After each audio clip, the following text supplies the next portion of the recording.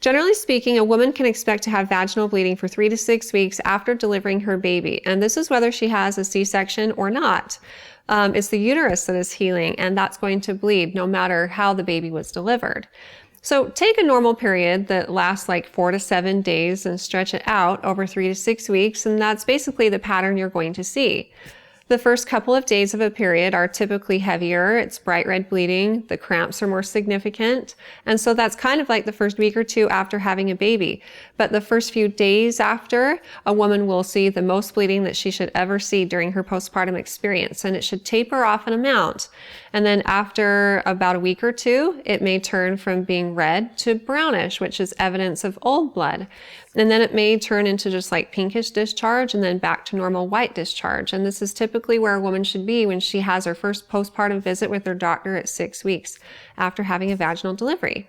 Women who have a C-section may not see the doctor until 8 weeks postpartum, and by then, of course, she should also have stopped bleeding as well.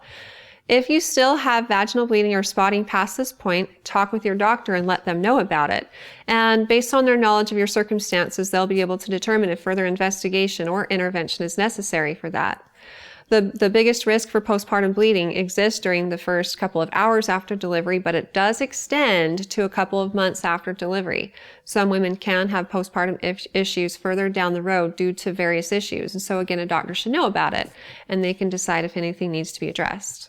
You wanted to know specifically if moving around a lot and taking care of 3 kids can cause you to have more bleeding or spotting, and an increase in activity can actually prevent a woman's body from healing. And for this reason, women are advised to not exercise until they've been checked out by their doctor and given the green light because everything has healed.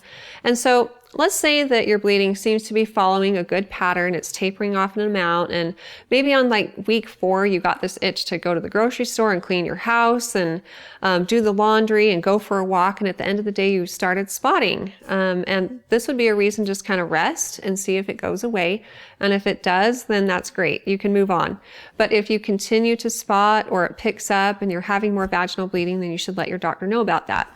So too much activity can actually prevent your body from healing. And so if you can, take it easy for a few days and see if that changes. And then of course, if it persists or gets worse, then let your doctor know about it. Good luck with everything. And if you have more questions in the future for me, feel free to ask them on our Facebook page at facebook.com/Intermountain Moms, and recommend us to your friends and family too.